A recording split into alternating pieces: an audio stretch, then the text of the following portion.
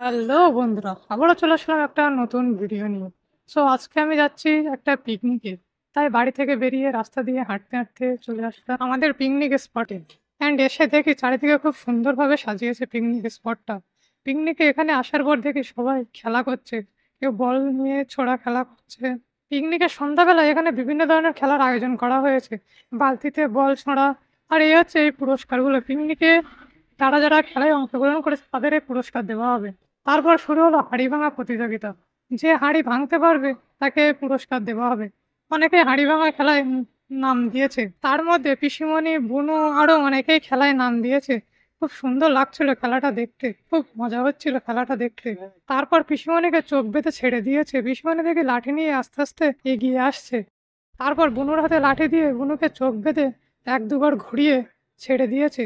দিয়ে তারপরে বুনু একটুখানির জন্য হাঁড়ির গায়ে মারতে পারলো না, দেখো একটুখানির জন্য। তারপরে শুরু হলো মিউজিক্যাল